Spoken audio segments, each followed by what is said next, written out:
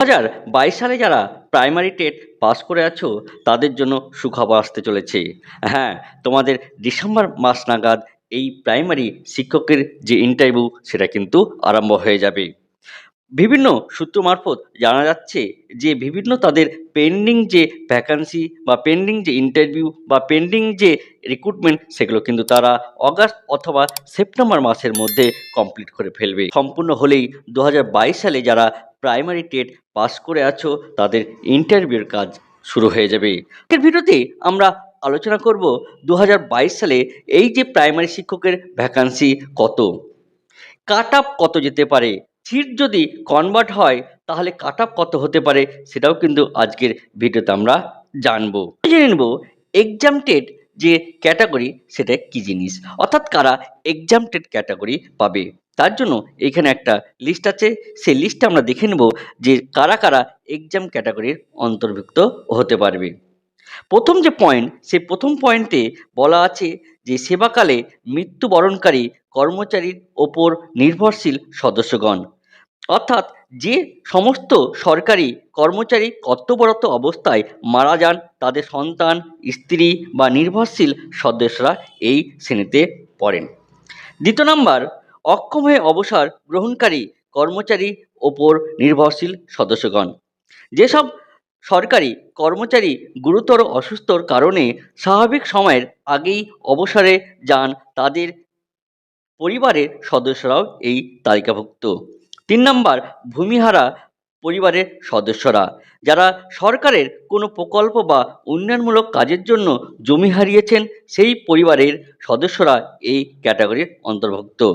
4 number, প্রাক্তন জনগণ কর্মচারীরা, পূর্বে যারা সরকারিভাবে জনগণনা প্রকল্পে কর্মরত ছিল তারা এই শ্রেণীতে পড়েন।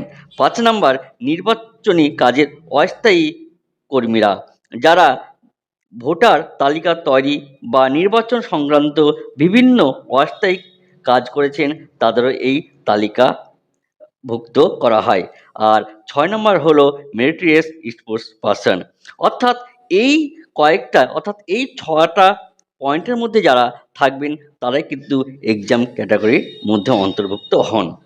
তো আমরা সাধারণত যে 1, 2, 3 এই 3টে যে শ্রেণীর ব্যক্তিগণ তারাই কিন্তু আমরা ম্যাক্সিমাম ক্ষেত্রে এক্সাম ক্যাটাগরি আমরা দেখতে পাই, বাকিগুলো ততটা দেখতে পাওয়া যায় না।